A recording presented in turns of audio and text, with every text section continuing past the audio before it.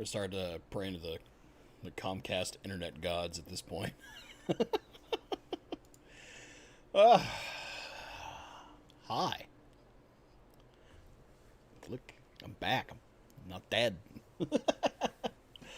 Oh man. So we'll babble a little bit while we wait for folks to get in here.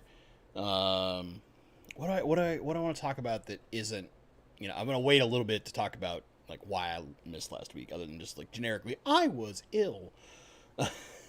But yeah. So I changed my internet with Comcast. Comcast is like the only reasonable fast internet I can get where I live.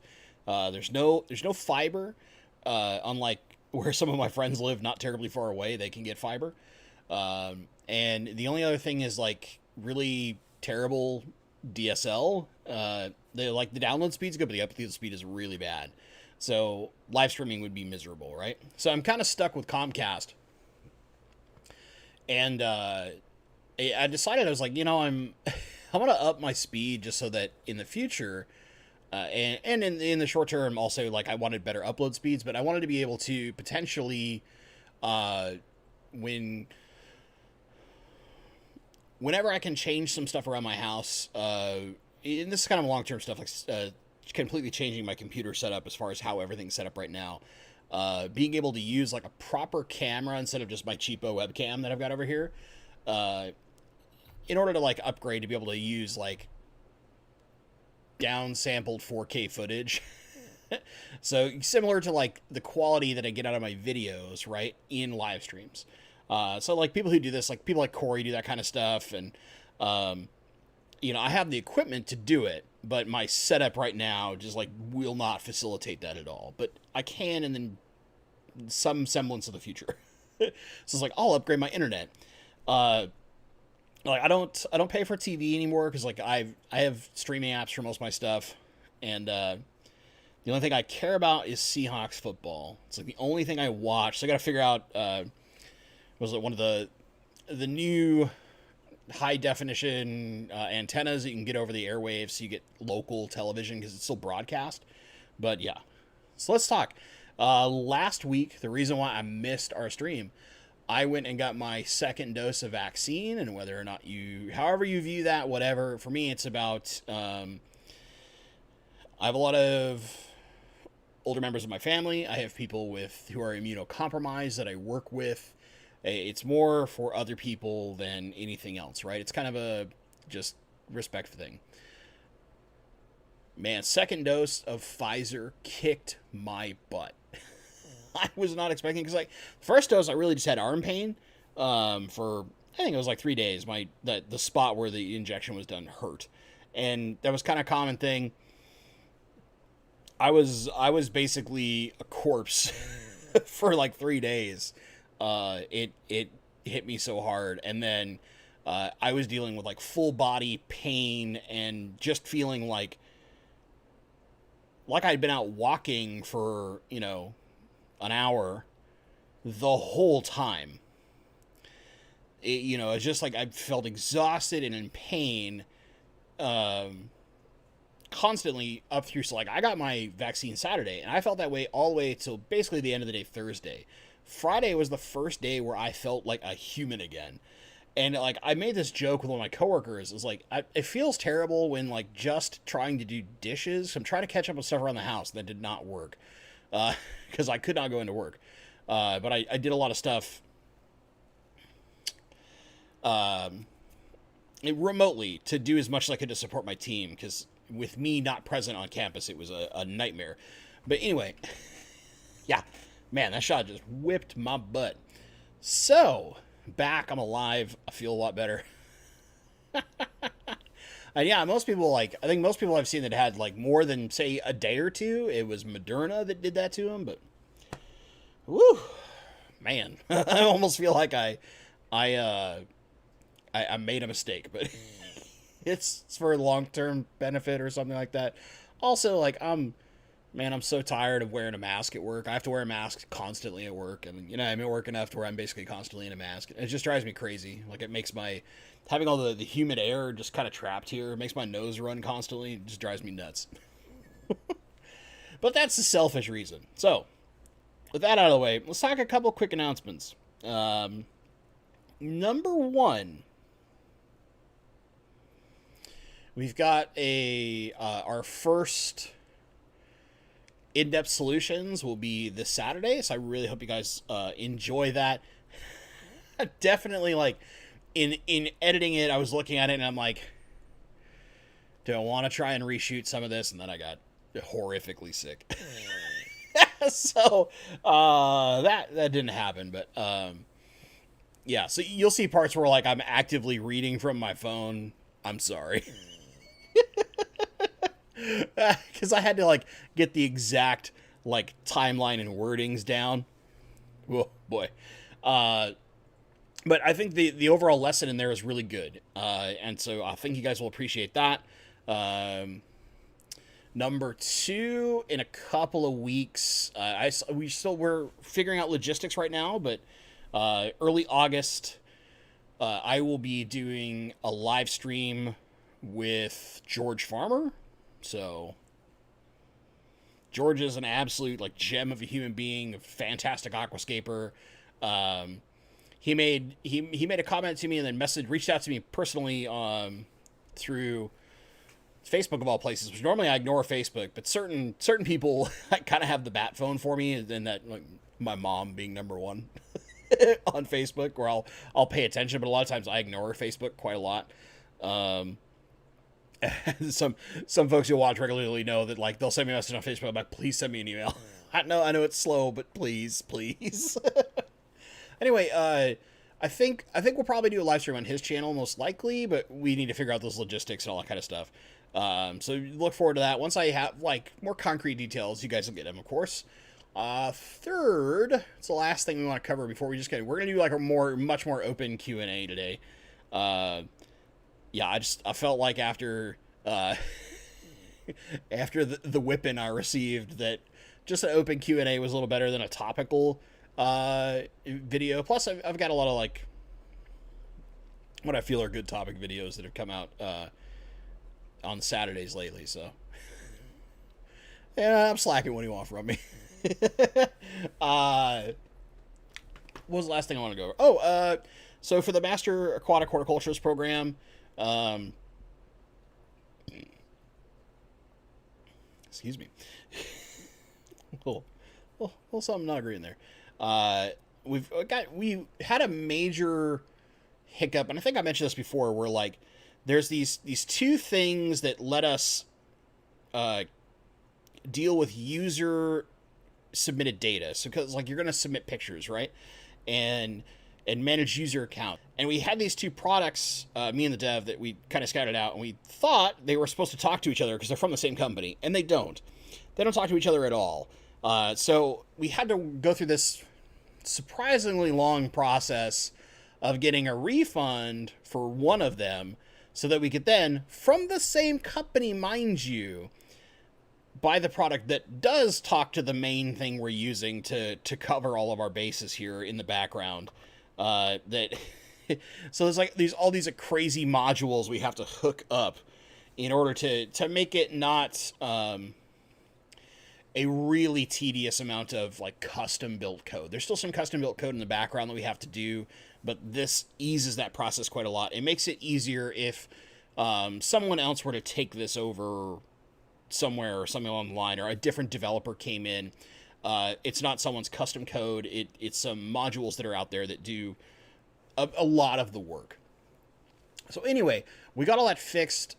She's been working on that this week. So we're hoping for like a really major update, probably this weekend when we have our next meeting. And then from there, hopefully, at this point now, it's like hopefully or mid-August is when we'll get testing on it. And then, like I said, probably a week or two of testing. I'm going to disperse it to a few people. Pretty soon, those people will know who they are. Most of them. There's a few People who are members who are gonna get bothered soon, and you'll kind of be my guinea pigs. But then, like myself, I'll be testing it, from a professional standpoint, and a few of my more tech-headed buddies that will also kind of give me, half an hour of their time to monkey around and mess with it, just to make sure that it works the way I expect it to work. And then once that's done, we're good. So lots of fun hiccups with things we weren't expecting. But that's development, especially when it's a developer and like a person who has it in their head of how to do it, but doesn't have the web development skills to actually put that together. So like I think of how I think it should work in the type of code that I understand, which is not web based, and then that's not how it works in web based with what the tools we're using. So dealing with those like trips and stumbles has been a nightmare. So yeah, soon should be fun. All right, now here's the deal. Per usual, at Bentley Pasco makes it super easy for me to see your questions.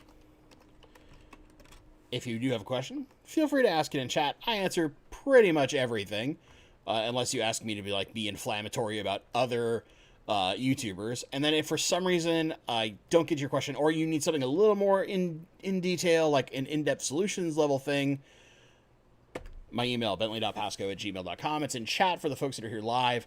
If you're watching on this replay, it's my name, bentley.pasco@gmail.com. Bam. Oh, my buddy Hoon Aquatics is up in the house. J&J vaccine kicked the booty. Body ache so bad you couldn't sleep. Wow. Yeah, I pondered J&J for a little bit. There's it's like the blood clotting that a lot of people worried about. God, I'm gonna get demonetized for this stream talking about vaccine. I know my luck, but the blood clotting is like really, really rare and typically only affects white pregnant females, which I'm none of the. I'm not that combination of things. I'm definitely like white as a sheet, but I'm not female nor pregnant. But there's also a small risk of potential long-term heart damage with J&J, and that was one of the things that I'd been talking with my mother, which my mother's a medical professional, and so is my aunt, and I was talking with my mom about it. And I was like, hey, which one should I get, and tell me why I shouldn't just be paranoid about the newer processes and go with J&J. She's like, well, there's an X%, and it's small. It's like 0.006 or something like that chance of permanent heart damage. And I was like, sells me pretty well there. It sells me pretty well. All right, we'll jam some questions, but good to see that you're doing better, my buddy. We saw each other not terribly long ago. I'm hoping to... good to hear that you're not pregnant. New local Austin. Yeah, it'd be a serious case of Junior, if anybody remembers that movie from the 90s. Oh, now come on. Let's not be that inflammatory, Alec. We know that scientifically that is so factually incorrect. But anyway, yeah, man. And that's the biggest thing also, right? Like, you get the vaccine so that if you do get COVID, you don't die. You just feel like you got the gunk for a little bit instead of like miserable potential hospitalization, unable to breathe. It's more like, I kind of feel like I have the flu versus I might die. I'm in the freaking hospital with a bunch of tubes down my throat. Not into that, right? Not into that. All right, so we got some good questions. I'm going to do this out of order because there's one that's not fish related, and I kind of want to answer it. John Gonzalez, what's your favorite jazz guitarist? Not as well known. He's a local Seattle guy, gentleman by the name of Michael Powers.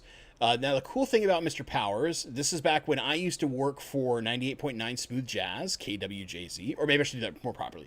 98.9 Smooth Jazz, KWJZ, Seattle. Right? Break out that radio. The little radio pipes in there. Back when I used to work for the jazz station. He was a local guy that very regularly was a part of any of the big concerts. And so anytime you had multiple artists, Michael Powers was almost guaranteed there. And I've seen a couple shows of just Michael Powers locally that were fantastic working for the radio station. Now, the cool thing is that he has this custom built guitar that goes into this crazy synthesizer setup to where he can play any instrument using his guitar. And he's an extremely talented musician. And live is when he's just like, he riffs, he has fun, he just goes nuts, right? He doesn't stick to the script of what his songs would be if you were to listen to them on the radio. And he's not like a huge name, but if you know smooth jazz, especially any Seattle artists, that guy's fantastic. And he's a wonderful show. If you're into jazz at all and you're ever in the Seattle area and you get a chance to go see Michael Powers, do so. The guy is fantastic. And plus he's just fun. He's just fun, dude. He's super nice, super down to earth. Yeah. There's my jazz guitar. I mean, you could go like some more classical aspects, but when you get to more classic jazz, especially like original big banded swing, guitarists aren't necessarily the people that I pay attention to. I actually look more at drummers. I love jazz drummers because jazz drums is a very specific style, and that's where you get a lot of things that influenced modern day rock, which is what I listen to constantly. I listen to a lot of rock. Yeah. All right, there we go. Let's do fish now. Stop babbling about jazz. Joe Davis. What are your thoughts on resealing tanks? Have you any experiences on this task to share? Yeah, so I've resealed several tanks. I've had some failures. I've had some monolithic successes. The biggest thing that I think often we as hobbyists will do, because we'll be in a rush, is we won't completely remove all of the sealing. If you're going to reseal a tank and properly reseal it, you need to actually pull the panes apart and redo the seals between the glass. Just doing the inside sealing and leaving all the glass connected has a much higher chance to fail. You want completely fresh silicone everywhere. The second most important thing that we often skip is fully cleaning that glass. And part of that means taking rubbing alcohol to really clean the surface, because getting silicone to bond to glass requires it to have a very, very clean surface. And in some cases, what some people will do, this is more common in acrylic because it's harder to bond silicone to acrylic, but you can do it with glass too, is you'll take, just on like the very thin line, you'll lightly scuff the surface, and that gives it a rough surface that helps everything bond in and seal in. Now, I don't necessarily say that you should do this because it's risky in the sense of if you don't know how to do it right, but like very fine sandpaper is all you need, and it's kind of like a light pass, just sort of go, and then you clean it really well. But yeah, the big thing, clean with rubbing alcohol. Like legitimately, seriously clean that glass, get it absolutely sparkling clean and disinfected to make sure that you get the best possible silicone bond between the silicone and the glass, and make sure that all those seals are redone. Just doing, like, if you keep everything together and you just do the inside portion where water is going to touch, that's when I've had leaks, is when I do that and I'm like, yeah, man, I let it cure. I let it cure for a while. Don't think 24 hours is enough. Let it cure for a week. Let it cure for 2 weeks. A week is usually enough, but just be safe. Make sure it cures all the way before you touch water, because the second water touches it, it no longer can properly off-gas to cure itself, and it's stuck in whatever state you have it in when you started adding water. That's like kind of the three like major opportunities. I think that's the wrong word, but like those are the major fault points. So if you want to do it right, it's tedious and tiresome, but it's a way to get, in my experience at least, really big tanks on a super sweet deal, or really hard to find tanks. So things like 33 longs or 40 longs, some of those weird tanks that get a little tougher to find. Usually you find one that's got a leak, you can get it dirt cheap, and then you just take the time to reseal it. You're going to spend all of about $3 on a thing of silicone and you're fine. It's just about the patience and time and doing it right. Which is annoying because it takes patience and time, and a lot of us are not very patient. We're extremely impatient. And when it comes to like, I want my tank now, I want to get that substrate in there, I want my plants in there, then I gotta wait again. Oh my, I'm gonna squeeze an old filter out. I'm gonna get that filter gravy in there. I'm gonna put a new filter on there. Bam, instant cycle. I cheated. It's the best. Patience. Patience is our friend in this hobby. Patience.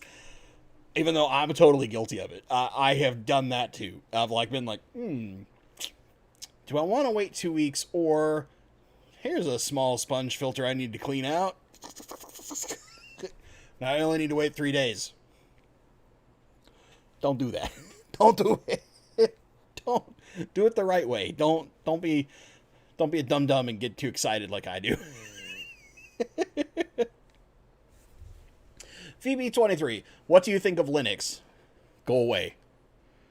Linux is great if you need to be completely open source, usually for small companies. You don't want to pay for things like Windows licenses, or you're working especially in big data, but not doing so with like something like Amazon Web Services, or in some cases, if you're working directly with Amazon Web Services, it's also fine. But Linux is something that if you don't have really, really good command of shell and or like, what is it in Windows is the command prompt, just it's so non-user friendly.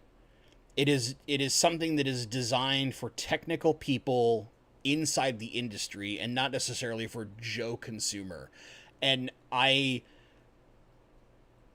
don't know, I kind of hate products like that in a sense where it's like, oh yeah, we have this thing, but it's really geared toward like the super early adopter, highly technical and capable in only this niche market, which, yeah, I know computers are not necessarily that niche anymore, but you know, I can remember when I was younger and like thought about trying to teach myself Linux and Unix, and just like, I thought about it for a second. I was like, I'm in Microsoft's backyard. I probably don't need it that much. I know little bits, but I would basically never want to work in that environment unless I was paid an atrocious amount of money. Speaking of, I got recently headhunted for a job at Minecraft. And my response was basically, I'm going to quote you a number so ludicrously high that you can't possibly say yes to me, because I'm not a Minecraft person.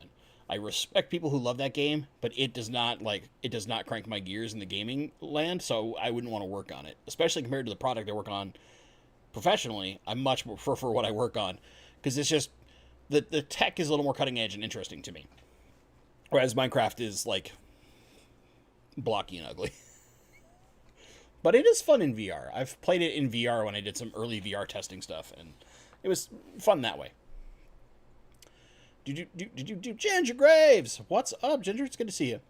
When planting stems, would you float them until roots appear and then plant them, or just shove them into the substrate? So I like either floating them or having them weighted down. If they come in a pot, I just drop the pot in, and typically a week or two of time you'll get fresh roots if it's something like in a pot where you can't see them. But I like to make sure there's relatively fresh white roots, and then I'll plant them. Or just seeing some amount of new growth up top that tells me, yeah, it's gotten used to my water system and it's starting to grow, as opposed to still trying to convert. And then usually you're fine. You could also kind of like, the really long method for more finicky plants is wait for that growth up top to get healthy and look if you get the starts of aerial roots, cut directly under that aerial root and plant all that new stuff and get rid of the old. I would do this on like more CO2 reliant plants. So like, your Rotala orange juice or, Ludwigia tornado, like all these plants, one of which refuses to work for me. I'll get you one day, Ludwigia tornado. I'll get you. But, you know, that's the other trick that I've done with some of those plants that are a little more finicky, rather than plant them right away. And some plants you kind of just have to plant right away in order to like make them sit in place, because certain plants their foliage just really poorly floating, and plants that I think about like this are things like Rotala willickii and any of those like super fine leafed plants. A lot of those tend not like to float, especially if you have any reasonable amount of ripple or churn or movement at the top of your water. that can be a death sentence for some of those plants. So that's where if you have a pod or some kind of weight to hold them down inside the water, they do a lot better that way, as opposed to fully floating them. Then yeah, from there, plant once you start seeing the new healthy growth coming in. Dude, whoa, hi chat jump. That's how you know I'm behind as usual. Make sure I didn't miss something. Got Blake's Aquatics in the house. Good to see you, buddy. It's been a little while. We probably have to chat sometime soon. Catch up. Your channel's been doing really good, by the way. I check in on you every once in a while and just kind of like watch where you're going. VB23, jazz is where hip hop comes from. Jazz is where a lot of things come from. I regret to inform you. So is blues. Blues and jazz influence a lot of modern day music. A lot of modern day music. It's just in different fashions. And sometimes you have to play like 6 degrees of separation with it. It's in the sense of like jazz influenced really early rock. Some of your like your Beatles and that kind of era of rock, or like you get a lot of influence from blues to say like people like Elvis Presley, and yeah, say what you will about him stealing music from other artists who would not get the appreciation they deserve at the time. But these are like the pipelines of how things occur, and then eventually you get to the point of where like, well, in a sense, this one jazz drummer influenced Metallica, right? And you can actually draw some of these lines really directly, which is very interesting. It depends on how deeply you want to like dive down the music history rat hole, which I only do so much.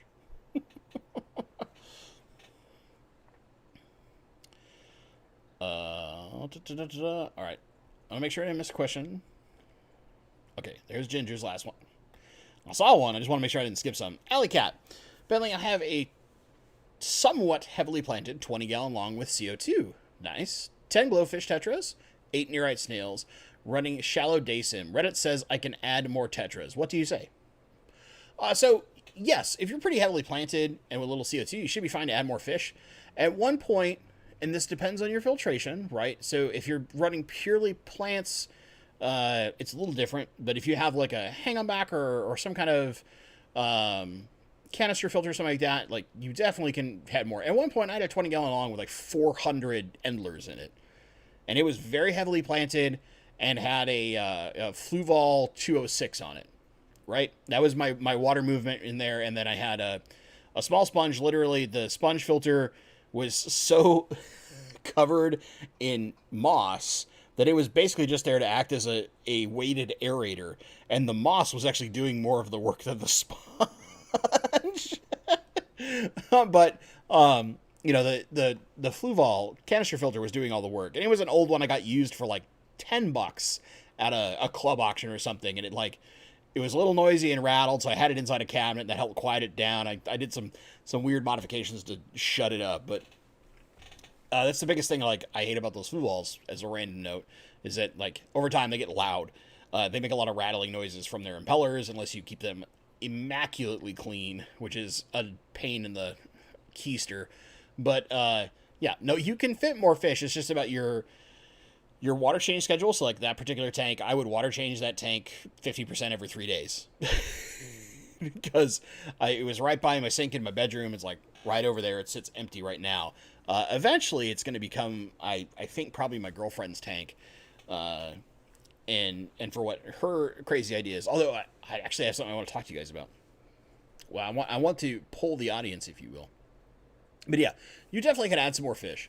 You know, I think you'd be fine having like 20 tetras and your snails as just kind of like, this is your bar of let's maximize at that, because neorites aren't super messy. They're not like mystery snails, and they won't breed, so you won't get more of them, right?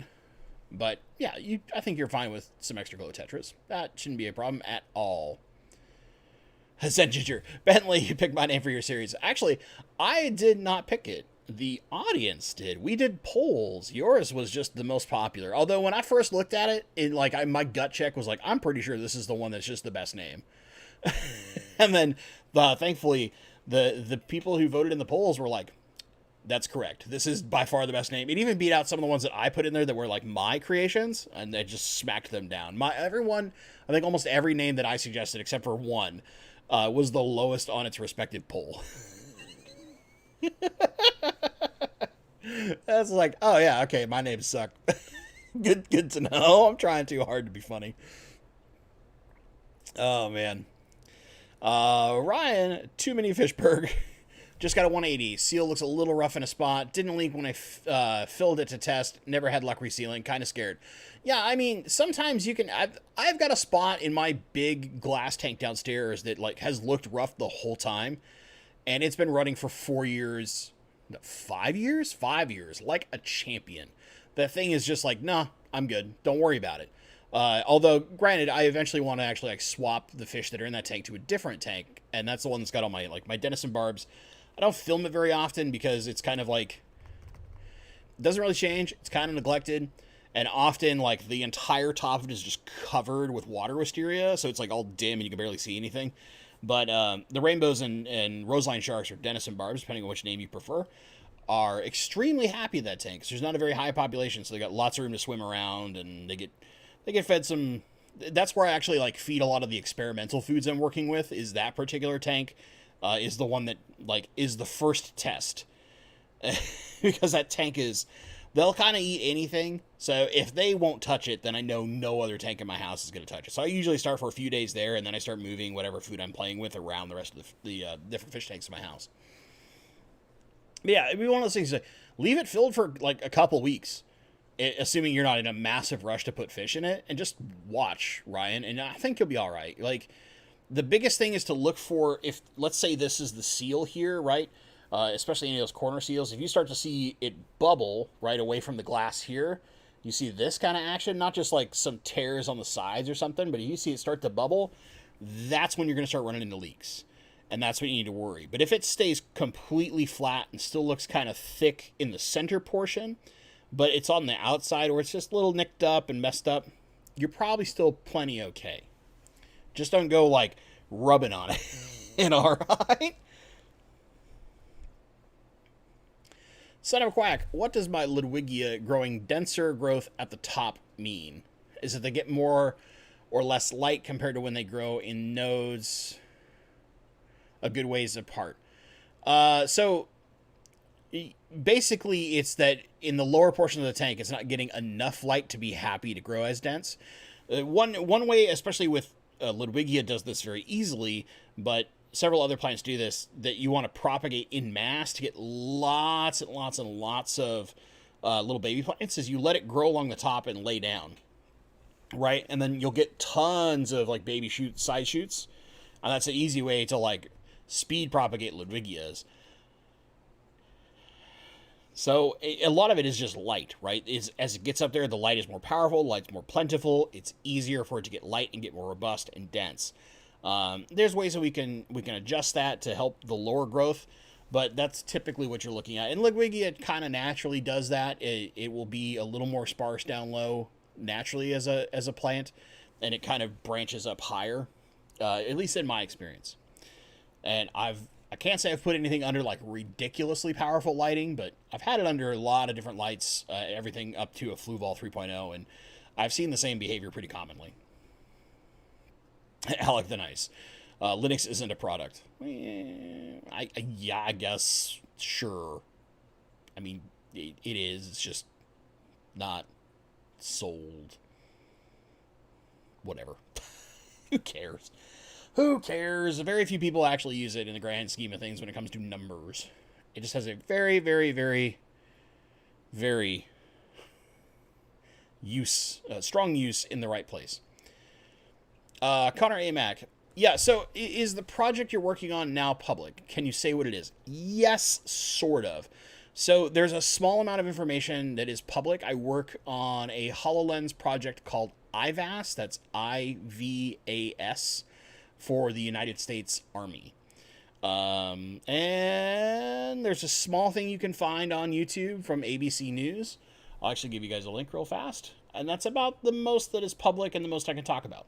Anything beyond that, you start getting into all the stuff that would get me in lots of trouble with the United States government and would not be good for your good friend Mr. Bentley.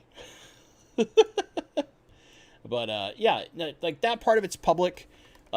This is like the big military deal that recently went through for Microsoft. It's been all over the news, but that's a link to the video if you guys are curious what the base public information is. There's a lot of stuff that of course I can't talk about, and there's a lot of stuff I don't even know, right? That's so deep in all the security requirements that like even the people who work directly on it don't necessarily know it until you go really high up the chain.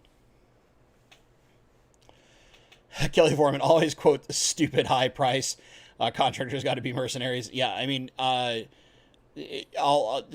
tell you how like ludicrously high it was. I told this team at Minecraft that they would have to pay me $300,000 a year for a 1-year contract because I would basically be forcing myself to put up with something that I wasn't that interested in. But I could probably do the job better than just about anybody else they were going to find. Talk about being a cocky ass, right? But it was more like I just didn't want to do it. Oh man, chat jumped. It took me directly to my lady. Papa Limo's in full sploot mode, enjoying the live stream. I love that little boy. He's such a goof. He's such a goof. He's been being both extra demandy and extra cute at the same time, in the sense of any time that like my lady and I sit next to each other, if we try to like hold hands, he'll come over and like bump his head in the way, trying to split our hands apart, because it's like, no, only I get touched. How dare you? But that's corgis, man. They have to be the center of attention. Little butts. Fishaholic. Still waiting for some wisteria. Yeah, so here's the thing, man.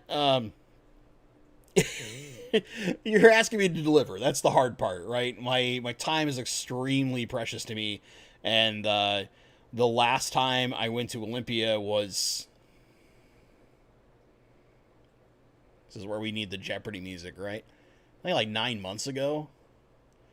I usually try to go down there about once every 6 months. And I've got a friend who has a restaurant down there in Olympia that is phenomenal. But, oh, dude. The hardest part is like having to, basically, the reliance on like me delivering to Olympia.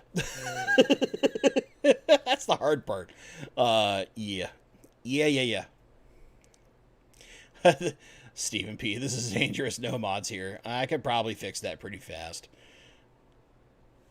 Yeah, but, I don't make Alyssa a mod because Alyssa's my friend. Also, like, most people can't say anything that bothers me to a point. Like, I know a lot of... We'll go on a diatribe, I know, but fish questions are coming, I promise. I grew up in the fires of, like, the most toxic gaming environments you could probably ever deal with. So most of the things that get, like, immediately dealt with by our good fish mods when they're around, like Mr. Singh or the ever wonderful and fantastic Candy Overhauls, right? It just, like, sloughs off my shoulders because it can't possibly hurt me. It's one of those things where, like, I get this opportunity to, like, right now we have 98 people in chat, according to my analytics here that I can see at a glance. And I get an opportunity to basically be with 100 people, and maybe one in that 100 is the one person who's like, my goal is to be a jerk. And it's like, well, I got 99 other people who are just sweet. And we're all here to have fun. So that one person doesn't stand a chance, right? It's one of those things where, like, most people say hurtful... I'll put this in quotation marks because I'm a really tough-skinned individual. I've gone through a lot of adversity in my life, and just stuff doesn't bother me at all. Because, one, I know those people will never say that stuff to me in person, because I'm a large person, and I can put a hurting on them if I need to. I don't want to. I prefer to be diplomatic, but I can. But it's one of those things where it's like, people can say stuff, and usually when I see it, it's just like, man, I feel sorry for them. Because the people who need to resort to insults to get their jollies going... How terrible is your life that you have to bring other people down in order to feel good? You don't just feel good naturally, right? You can't just engage in something that you enjoy, some hobby, not being an ass, not being a troll. I mean, I've been a troll in my time. Do not get me wrong. I've more than a few stories about World of Warcraft that I can tell you where I've had the GMs, aka the mods of that game, basically tell me like, hey, look, man, if you do this again, we will ban you. Right? This was my time when I was in my young 20s and I was kind of a dick. I learned to stop being that person. But it's just one of those things where I guess I've walked through enough fires in my life. It's one of those things where, like, you can't possibly make my life bad. I have so many things going for me in the positive fashion, in the sense that I get to enjoy so much time. Even though my time is precious, right? I have like very little free time. I get times like this where I get at least an hour every week where I get to spend with you wonderful people, dabbling fish, and you listen to my dumb butt laughing at myself, barely speaking English. How could I possibly have a bad night? It's impossible. Absolutely impossible. Alyssa's kind of got it right. Bailey is a boss and doesn't need me to mod. Oh, man. Yeah, bad people just, they don't bug me at all. I just laugh at them most of the time. So let's follow up on that. Alley Cat, you got 2 Tidal 35 filters. You know, man, that's the one of the titles I don't like as much. But I think you're okay. Yeah, I think with a Tidal and a bunch of plants, and especially because you got CO2, so they've got accelerated growth, right? I think you're okay. Just make sure you don't have too much CO2 pumping into the tank, because you don't want to risk low oxygen. If you've got an aerator going, some air stone, something like that, you're good. I think you're good. I think like somewhere between 15 and 20 is a target of like maxing out your fish. You should be just fine. Should be just fine. All right, Joe Davis. Good to see you, Joe. Joe's like here every week, man. He's always got a good question, too. What do you believe to be more profitable aquarium maintenance business for, say, aquarium supplies, fish breeding? Then what's the most sane? So I think the cost of entry for both is very different. I think aquarium maintenance, the cost of entry is relatively low, assuming you already have a vehicle. Because really all you need is some buckets, some sponges, maybe a Python or a similar one. Like I changed my Python out recently to one of the ones that Higer makes, which I paid for. I did not get it from them, but it's got some good and some bad to it. Eventually, I'll probably do a review on the thing, but that'll be a short one. I'll be like, it sucks water out, it puts water in. Yay! But there's some benefits over a Python that are actually kind of nice about the thing, and there's some downsides too. But anyway, we'll get past that, right? It depends on like whether you're servicing only freshwater or only saltwater or both, right? Because then that adds some extra cost because you need to have both. You need reliable test kits and just labor, right? It's labor. Whereas aquarium supplies and fish breeding, you have other expenses built in there, like fish food, the raw supplies if you're doing aquarium supplies. So I think the cost differential can change things. I think if you're on a budget trying to do maintenance, one, you have to be very good at things. And two, you probably have to be reasonably good at taking care of plants, especially in an area that's got heavy freshwater amounts. Because if your maintenance doesn't include like maintaining plants, people might not want that service, right? The people who are going to pay for that service probably want you to do everything with their aquarium.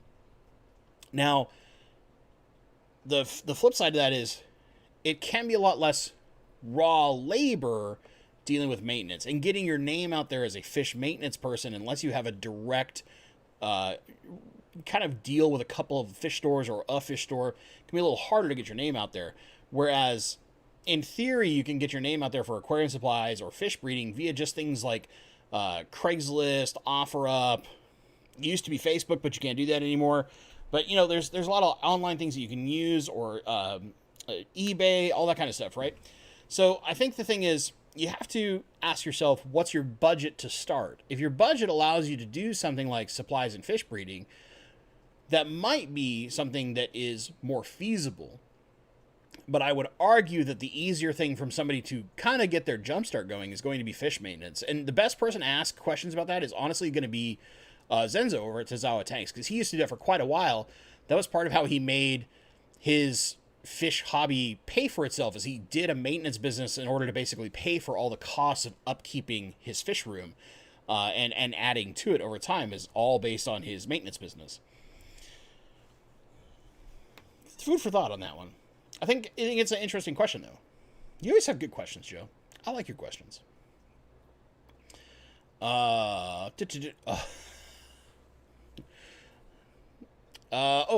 Supreme Leader Army. What a name. And what an avatar. Whew, boy, that could get you in some trouble, sir. Or madam. I don't want to assume. TDS pen. I'll help you. I'll give you the one that I've been using. Well, to be fair, you don't want to rely purely on TDS. You want a little bit more than just that. Oh, definitely not the Aspera Instruments one. That's the one that's like $1 billion. Oh my gosh, am I going to have to go the hard way? There it is. Now, to be fair, this is not the prettiest thing in the world, but this is the one that I've used for a long time. And I have to put the disclaimer on here because it's Amazon.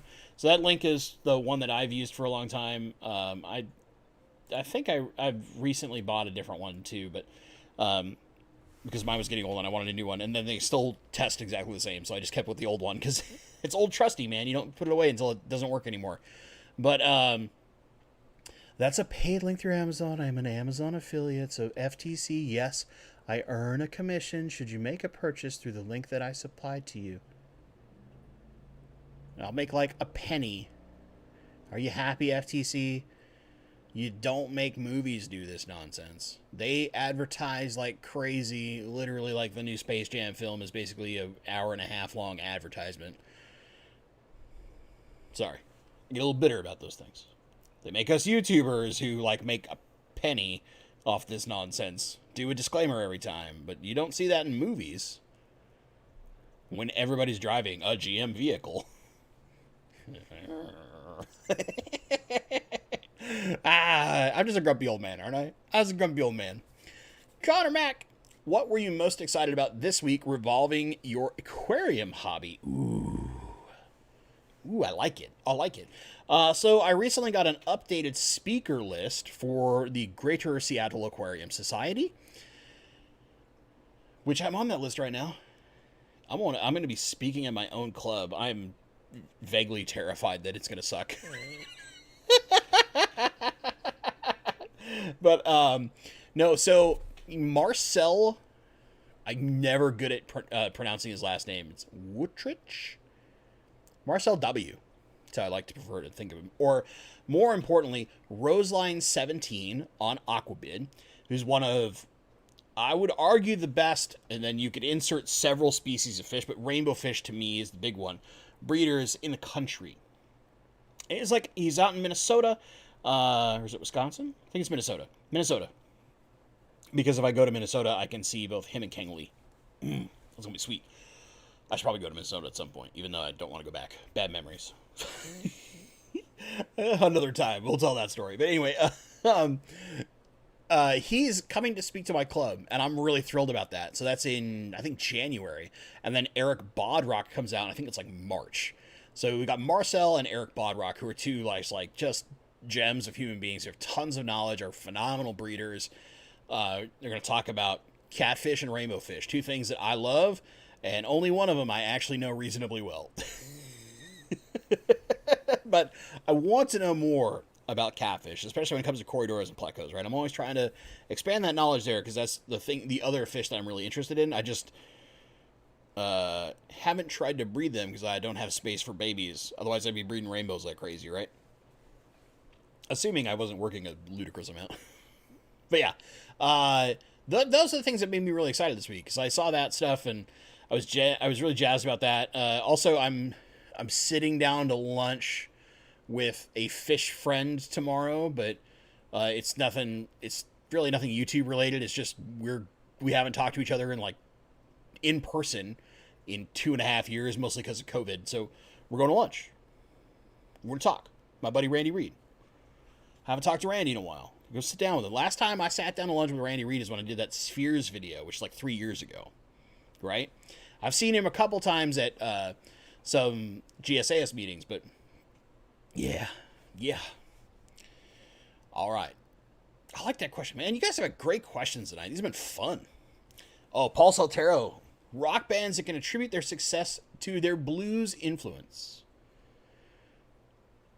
The Stones, of course. The Yardbirds, yes. Zeppelin. You get a little bit more than just blues with Zeppelin, but yes. The Allman Brothers, most certainly. Clapton. I mean, come on. Slow Hand is like basically the the progression from blues to rock. NSRV, to name a few. And you can go a lot deeper with that, because you can then look at the people that are influenced by folks like the Allman Brothers, folks like Clapton, folks like Jimi Hendrix, who, if you listen really, really deeply, you can feel some of the the blues and jazz influences in the way he plays. Those people went on to influence 90s grunge, which is like what I grew up with, right? Good times. Good times, baby. Love music, man. Music is such a hoot. Kelly Foreman. Ooh, another good question. Will you test sumps? I don't DIY, but I'd like to know what to buy. Large canisters are too hard to maintain by myself with weak girl arms. You know, in that sense, Oase might actually be reasonable, because that pre-filter, as long as you maintain it regularly, like weekly or every 2 weeks, depending on your fish load, maintenance on that thing's super fast. You do need to have height, though, because that tube that holds those pre-filter sponges comes out pretty high, and if you're in a smaller cabinet, it's a real menace. But I have one pre-built sump, and it's still not in active use. I planned it for a project and then realized, oh, I'll literally blow the breaker in this room if I try to do that, and I don't have room anywhere else for this tank. Dang it. Because we tried power testing some things, and we kept popping the breaker in my house because it was wired by a crazy person in the 80s. But yeah, I mean, we'll talk some about sumps when we get to the point of where I'm in the garage and I have no worry about power issues, or I have the space I want to do those things. I have one from Trigger Systems that I honestly think is probably one of the better prefab ones. Now, compared to, say, something like a proper custom built one by say Clear Fabrications, for example, they stand no chance whatsoever. But as far as I have a big tank, I want it to be on a sump. What's a good company to look at a sump that's pre-built to buy? They're one of the better ones, and there's some secrets on how to get those a little cheaper, by the way. I figured out by hacking their website, in a sense. Not really hacking it, but I learned that there is a way to get a damaged model that they literally just custom built me one for the price of one if it got scuffed, and they could no longer send it to one of their larger wholesale customers. And when I contacted the email about them to ask hey, which ones of your damaged ones do you have in stock? They're like, oh, what do you want? Well, this size. What color? Blue if you have it. Cool, we can have it to you in 10 days. They literally just built it. And then they gave me the discounted price. So good. So good. But, yeah, I mean, that's one of them. There's a few other places that do some really nice sumps, although a lot of times, the prefab sump makers can be really overpriced. And then the question becomes, do you want a wet dry versus a more refugium-oriented sump? I prefer refugium-oriented sumps. I don't like wet dries all that much, but there's some other prefab wet dries that are really good that you can look at. But eventually, yes, we'll do some sump testing. We'll compare them to all sorts of things. Whoop, whoop, whoop, whoop. Paul Sotero, Eheim Pro canisters don't get the credit they deserve. Well, yes. Part of it is, I think a lot of it is it's known that Eheim makes really good canisters, so it's not the new shiny kid on the block, and it's not the one that everybody's trying to kill. Nobody's out there being this is the Eheim killer, because the Eheims are just reliable. My biggest qualm with Eheims, because I have a number of Eheims around my fish tanks downstairs, I hate the fact that I don't have frickin' media trays. Because when I go to service them, it feels like a nightmare to service those stupid things. Other than that, I'm sure there's custom built 3D printed ones or something like that. But other than that, man, Eheims are just rock solid. All the what is it now? The classics is what they call them now, but the old 22 series and then the pros, they're all built like tanks. They've got great engineering. They're very effective. Even Eheim's small ceramic media, the little balls, are actually pretty decent media. Especially it's just designed to work really well with their filters. But yeah, I think people don't talk about it because they're really good, and we know they're good. So it's not like you're taking a shot at anybody being like, hey, did you know that the Eheim Pro canister is actually really freaking good? Everybody's like, yeah, we know. It's Eheim. It's expensive. There's a million billion parts. But it's worth it. German engineering. Yeah. Crazy Germans. But, that's one of it. I think, and a lot of it is like the pros aren't as commonly seen. So that might be one of the things. I mean, one of the thingamajigglers about why you don't see that necessarily. Although I have a pro downstairs. Maybe I should like rehook it up and get it running for a while and do that stuff. Oh my goodness. Oh Lord. Oh man, I'm getting. This is how you know I'm talking too much. I'm getting way far behind. Mike Stanbaugh. Bentley, you thought I got a part for fish. The bottom of my 75 is a pond snail graveyard, but I got some Empire Gudgeons. Oh yeah, Empire Gudgeons will murder fest snails. They love snails. I think all the Gudgeons do, but Empire Gudgeons especially, they're quite good at destroying invertebrates. They will also obliterate within like 2 seconds your entire shrimp population. Ask my friend Alex. He had a baby Empire Gudgeon jump tank to a lower tank. And then he noticed like his shrimp population was very quickly going away.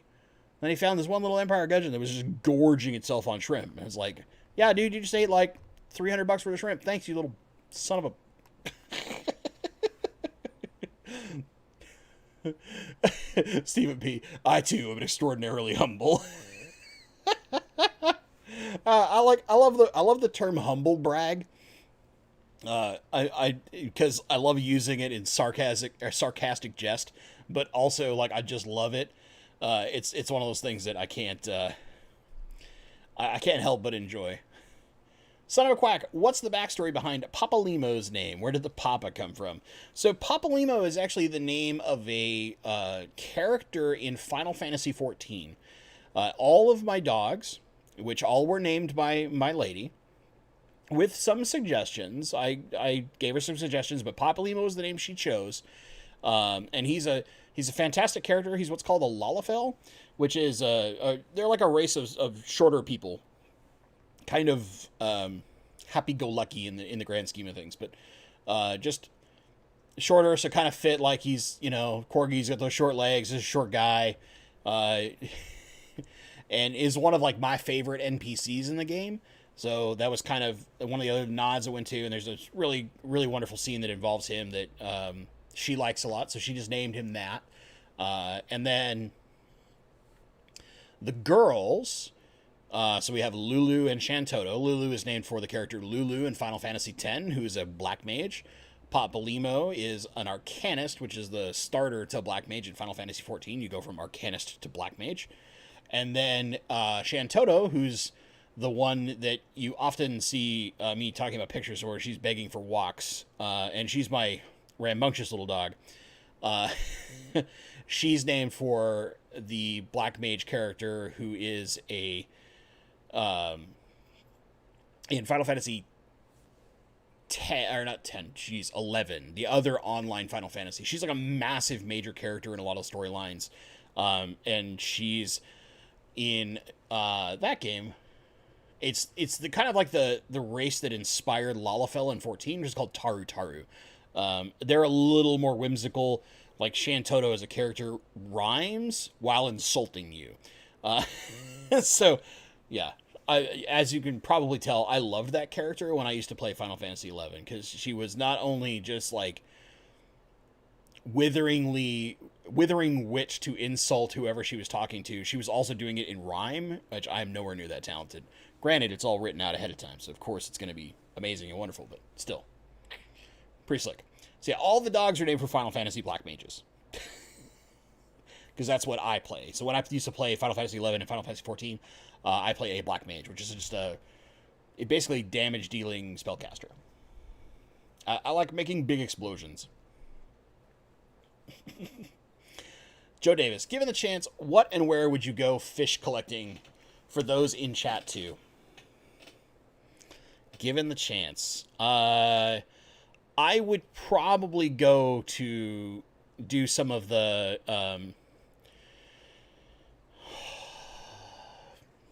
Never mind, I just thought. My brain just decided to wake up. I would go to northern Queensland, so that's Australia, and I would go to the Pasco River and collect the Pasco River rainbow fish, which is a trifasciata species. It's not in the hobby, it's not as colorful as anything else, but I share my last name with that same name of that river, so of course I would want to keep the fish that happens to have my name. It's even spelt the same as my Pasco. It's not the Pasco like there is in Washington. There's a city, Pasco, that's spelled the proper way without the E. That would be my thing. And it's not because it's an amazingly beautiful area. That's just what I would do it. It's one of the things I thought about. It'd be fun. Cotton, Texas. Any further thoughts on my Arduino tank light concept? So some background here. Cotton sent me kind of a schematic hardware design for using an Arduino to control a custom-built tank light. And basically the big thing is making sure that you can get as much like software control in there, and probably hopefully something that allows you to control it via Wi-Fi. So something like what you can do with a Wi-Fi timer, but having the depth of control like a Fluwell 3.0 or like an AI Prime or one of those that has a really robust app. That Chihiro's, what is it, Vivid line has a really good app too. But just making sure that you have the ability to control it really well would be the big thing. And that's just me thinking from a software perspective and an ease of use for your customers. And sometimes your customers are just like crazy hobbyists like me that would be testing that thing, right? Alyssa Bentley. The truest Bentley, because hers is the last name, not the first name. If you have a tank in a window with no light over it, 75% UV reducing window film over it, think it'll grow plants okay.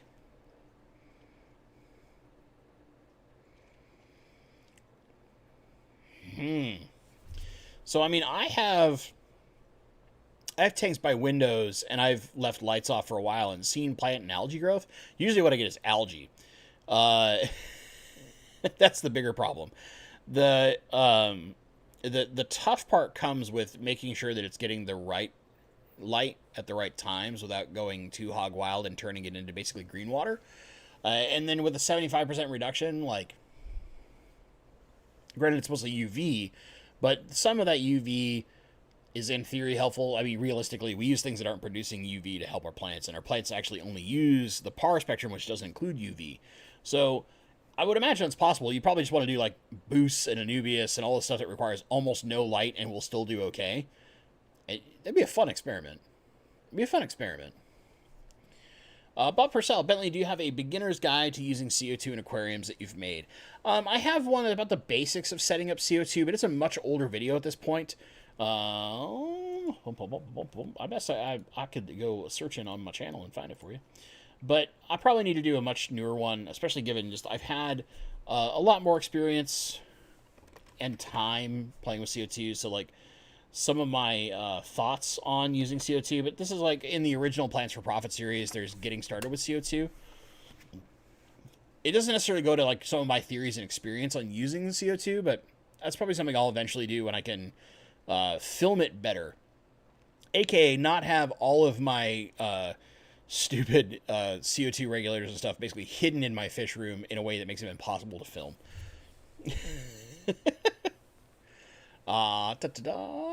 Yeah. Cause I'm a crazy person at times. All right, we're gonna touch. There was a question in here. One sec. J.R. Herrick, thought on Hygrorrhiza aristata. So I'm assuming, if I remember correctly, from that name, that's the Asian watergrass floating plant. And if that's correct, I need to look it up. It's probably wrong. It's probably gonna be like duckweed. Don't be duckweed. I know it's not duckweed. Duckweed's a lemna.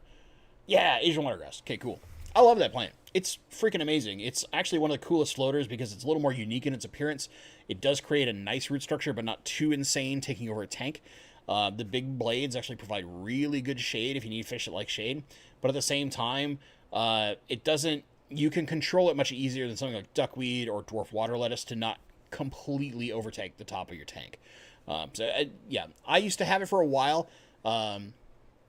I sold it off, and then I had a really small piece, and I I did a minor boo-boo. I raised the water level of my tank too high, and it got too moist on the top, and it got a little upset at me, and decided, like, no, I don't want to persist.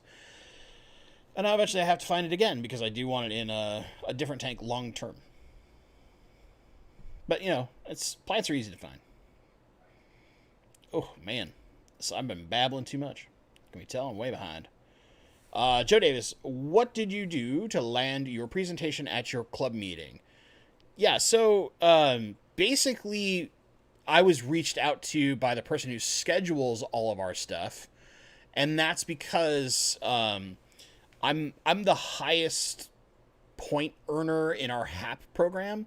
So this is kind of one of those things where, like, they wanted to think about having somebody talk plants, and basically the thought was, like, who better to talk plants than the person who does it best, and I put that in quotation marks because I'm not the best in our club. The best in our club is the guy that runs our horticulture awards program. He just doesn't record his points in the system. He's grown way more stuff than I have. That guy is like an absolute encyclopedia of plant knowledge. And then he will also never get me interviewed and never be on YouTube, because that's how he rolls. I wish he would. He's the guy with the discus tank, by the way. I talk about in that Oase review, the discus tank with 4 or 3. At one point, he talked to me about potentially putting a 4th one on it. 3 Fluval 407s on it, right? In a 75 gallon to make sure it's like just perfect. And, he's an absolute gem, has grown like everything under the sun, gets all sorts of crazy plants for our club to give away for our monthly plant of the month and all that kind of stuff. He's definitely like probably the better speaker, but I'm the one that they see like at the top of the HAP leaderboards. So it was kind of like, why don't we have the person who's like the HAP champ, if you will, talk about your secrets of how you do what you do. And the particular person who organizes our speakers now, like we've talked several times, and I've kind of spilled the beans to him, but he still thinks that it'll be a good presentation. So I have to put it together. I've been working on a draft so far. I need to finish it. I think like this weekend is when I really want to get it done, so that I have ample time to walk it through and practice a little and make sure I make it good. I don't want to like get up there and suck. Geekalotl, haven't seen you in a while. Good to see you. Do you rescape often?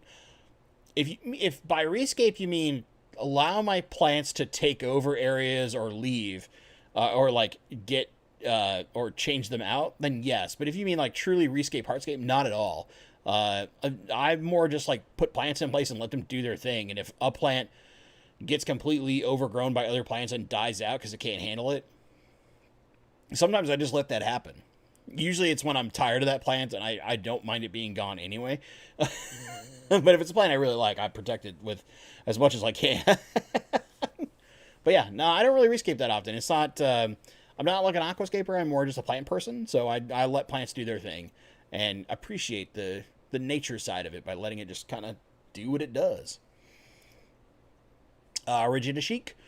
Are blue Hawaiian Moscow guppies smaller than other fancy guppies? Or just blue Moscow guppies? They're not specifically to the Hawaiians, but blue Moscows. I bought a couple pairs from my LFS. They have been prolific, but they're so tiny. Yeah, so they're naturally a slightly smaller guppy. They're also typically, most of the Moscows are a little more peaceful. They're a little smaller. They're not quite as big as some of the other strains that are out there. And part of that just has to do with what the Moscow gene, that's that gene that lets the color come all the way up the body on the males, it keeps them smaller. It probably ties back to some of the wild Endler genes in there that keep them a lot smaller. But yeah, no. Moscows in general are a smaller guppy. So if you're looking for something that isn't quite as big, look at a Moscow guppy. If you want something bigger, don't look at a Moscow guppy because they stay smaller. But they're pretty peaceful, or at least mine are. Mine are ultra peaceful. They're the best. I love them to death. Well, not literally. I love them to life. I feed them. I try to keep them alive. Science topics. I wanted to do plants for profit. Is Taiwan lily a good choice? Are your immersed setups good for Anubias, Java fern, stem plants, hydrocotyl SP, carpeting plants? It's like 2 questions. How dare you? How dare you? So, Taiwan lily in general, and I'm assuming you mean the banana plant without the banana portions to it, right? I haven't have that be a hyper in-demand plant, but it's super easy. So you can use it as a really easy, kind of different looking beginner plant. And that was when most of the people who I got interested in the plant when I was doing a lot of plants for profit before my work schedule was a nightmare. That's how I pitched it for the most part. And with good success, a lot of people had a lot of success with that plant. Our immerse setup's good for Anubias, Java Fern, stem plants. If you really want to see who's actually really good at showing immerse setups and explaining them, let me see here. That's Northwest Aqua Hobby. I'm going to get you a channel link. This is Will. I've met him in person, and eventually we're going to go probably tour his place. But he does his own, like, personal farm of immersed setups, and he tells you all about them and how they work. You get to watch his progress. He's been doing really, really well with Java Fern especially. Anubias is a little tougher because it's just so slow, but that's how the big farms in, like, Asia tend to grow them, is all immersed. So it has to be successful if all the farms do it, right? It's one of the things. Alyssa, there's some really great people from Minnesota.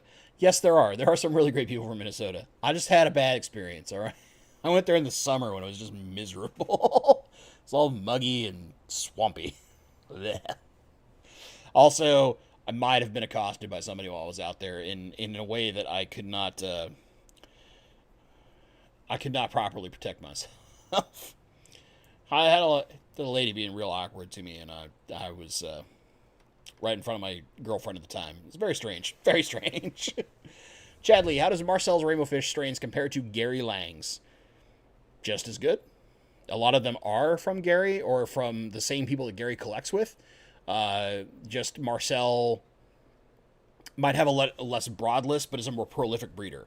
So in the sense that Gary has a lot of stuff and keeps a lot of stuff, and when he breeds, he kind of lets everything do its thing. Marcel has a smaller list of fish species, still has a lot, but he breeds them in very high numbers and very regularly. So it's easier to get fish from Marcel than it would be to get them from Gary Lang, and very often many of those came from Gary in the first place, or the same people that Gary goes and collects fish in the wild with. Marcel's awesome. He is awesome. I cannot speak more highly about Marcel. I have fish from him, and I love them. Ian Clayton, sick of buying fry anywhere. Reliable recites I can buy full-grown cichlids, especially Lake Tanganyika. I mean, I would think like Imperial Tropicals would be one of your better bets. They carry a reasonable amount of cichlids. There's also, I don't know if Goliad Farms does Tanganyikans. I know they do cichlids, but I think a lot of theirs are Malawi, because I think they do mostly like peacocks and those strains. But that's a good thing to check. I'm not a big cichlid guy, so like that's where it gets tough, right? The best person to ask for that is probably going to be Primetime Aquatics, because Primetime Aquatics does a lot of Tanganyikan cichlids, and he's going to know like some really good sources to get good fish, especially at least young adults, right?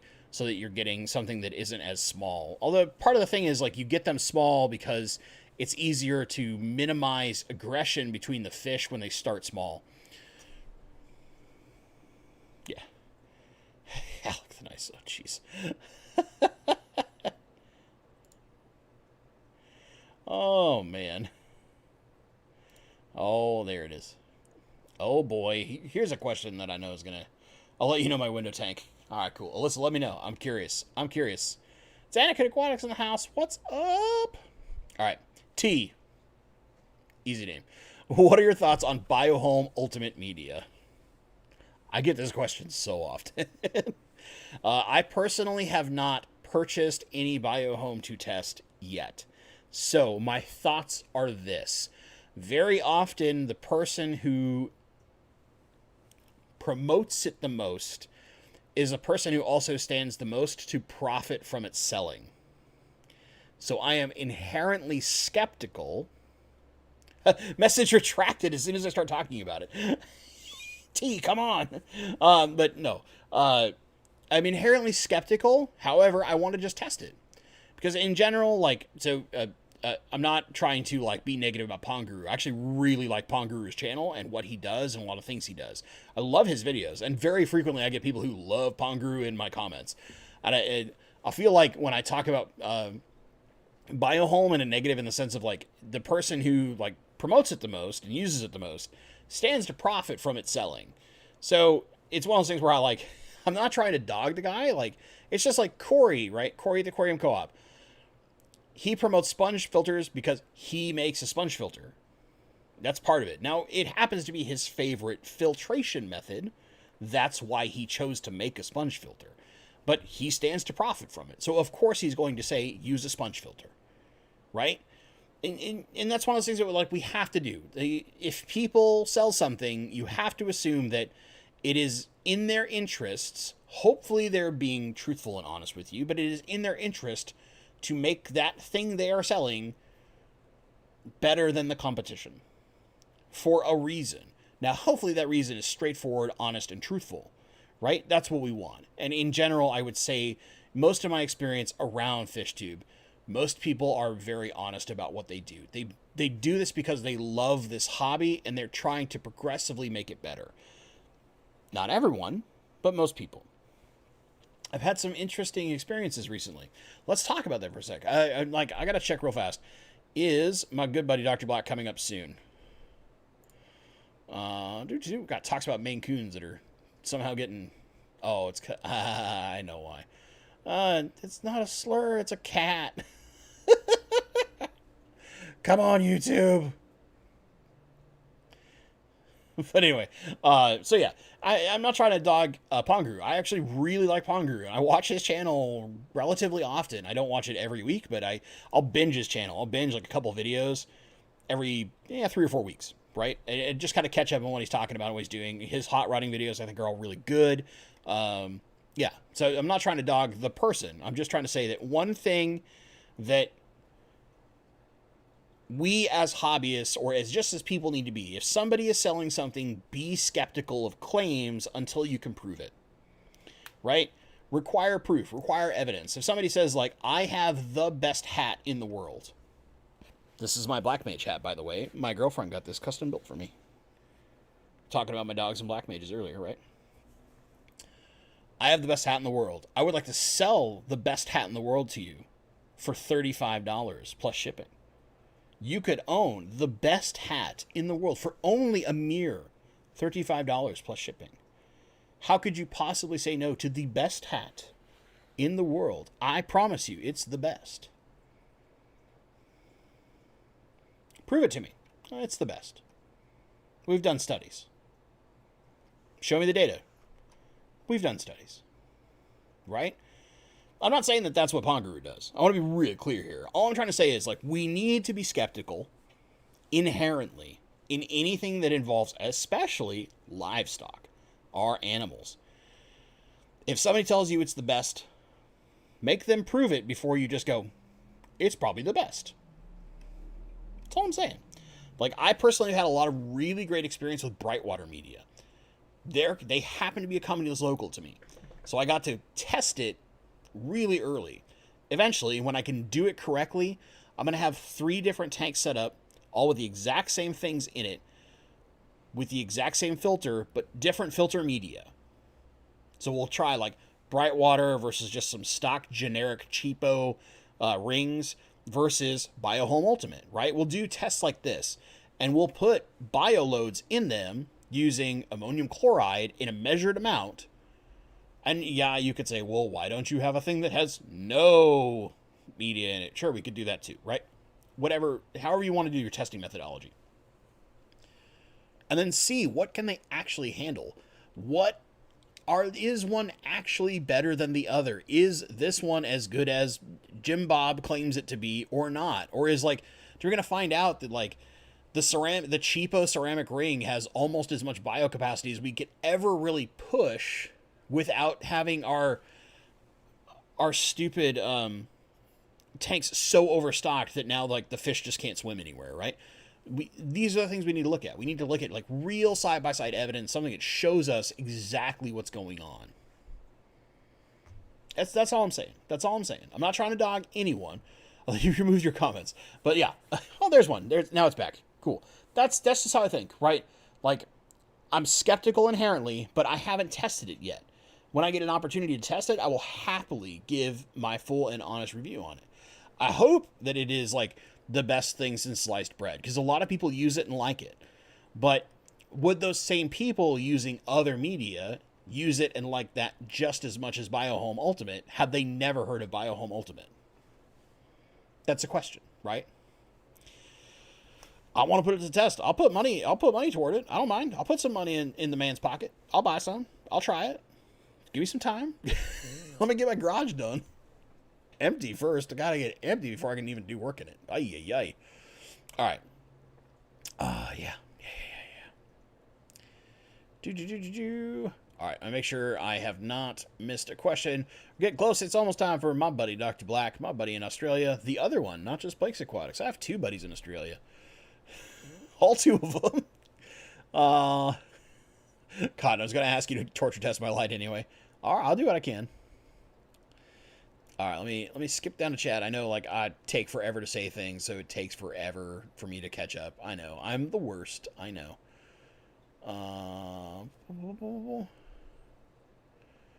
Juan Alberto Fisher Canales. Man, hope I got that all correct. From Nicaragua. Cool, man. Good to see you. I have problems with black hair algae on my Anubias. Some people talked about using Clorox. No. No. Hydrogen peroxide. There's a way to use hydrogen peroxide in your tank. Now, realistically, what you should actually do, because it's significantly safer, Clorox, you're asking for massive problems. Don't do Clorox. There's a way to do hydrogen peroxide correctly, or what I actually prefer doing is spot treating with liquid carbon. So liquid carbon typically has a chemical in it called glutaraldehyde. This is a algicide, so it kills algae, right? What we do is we get it in a small amount. You're going to see that in Saturday's video. I talk directly about this. You get a pipette or a small syringe. You get in the amount that you're allowed to dose per day based on the recommendation of the product, and you directly spray it in the water on top of all of the Blackbeard. And it's a slow process. You're going to slowly walk through your tank directly going on those things, but it will kill it. And then if you have algae crew, they'll eat it after it's dead. Because once it's dead, it gets weak. It gets easy to chew on. Things like your mono shrimp and stuff will just tear it up and eat it. Do not use Clorox. You will murder everything in your tank. The plants, the fish, the whole shebang. No Clorox. Hydrogen peroxide is acceptable if you do it correctly. There's what's called the 1-2 punch method for treating algae on planettank.net. Follow it to a T and exactly, or it becomes dangerous. Or the much safer route, liquid carbon and a slower, careful process. It takes time, but it's worth it. Trust me. Trust me. Remember I said trust me? Be skeptical. But yeah, don't use Clorox. Please don't. You'll murder all the things. Don't do it. Not Clorox. There's other ways to do it. Alyssa Bentley. Everyone should get Ancestris Rio. I like calling this ukulele, but it's ukulele. I remember how to pronounce things correctly in Spanish. Because they're the best. They're pretty good. Alley Cat, skip my other question. I'm trying to handle as many as I can. I'll do one more, but then I got to go because it's Dr. Black's up. Let's actually get Dr. Black's stream. I want to give Dr. Black some love. This is my buddy. Are you live already, or are you waiting? Oh, you're being such a peach waiting on me. You're supposed to go a while ago. Bam. There's Dr. Black's stream. Go to him. He'll be starting very, very shortly. What's the other fish would work with Glowfish Tetris, since now I'm wanting to add more? The cats will be happy. More fish TV to watch. So I would look at, you have snails already, but I would look at something either, give yourself like a showfish, so a slightly bigger fish, something like you could try, say, a betta, depending on what parameters you're keeping. Or you could do like a pistos, a dwarf cichlid, or something like a crebensis potentially. Or what I would look at is something that sits in a different portion of the tank and maybe isn't as brightly colored, but has a different color pattern that's nice. Corridoras are a really great example. You could get like bronze corridoras, salt and pepper corridoras, any of the like white and black striped Coriodoras. So there's like a million of them, but like Trilineatus, Agassizii, there's a lot. Get something that's a little different, that has a different swim pattern, that has something a little more interesting. You could also look at something that's like really fun and a little more wonky. Do something like a Coolie Loach, right? Coolie Loaches are fun. They're very peaceful. They get along well. Your tetras will probably leave them alone because for the most part they're going to be down at the bottom, hiding and stuff. But when you watch like a bunch of spaghetti noodles poke out of something, it's all being all cute and stuff. It's real fun to have that kind of stuff. There's lots of options. It's just about finding something that is a little different. You don't necessarily want like, well, what's a different tetra, right? I was getting neon tetras with our glowfish tetras. Now they're all in the same spot. It's kind of like, meh. Get something a little different and interesting, right? Compared to the tetra, not necessarily like find something weird that no one else has. Like, no, don't do that. But like, go with something that has different color patterns, different swim pattern. Maybe get yourself that kind of the showpiece fish, that one slightly larger fish that is just there as like that's the one you focus on. But you always pay attention to the fish in the background and the snails and all kind of stuff, right?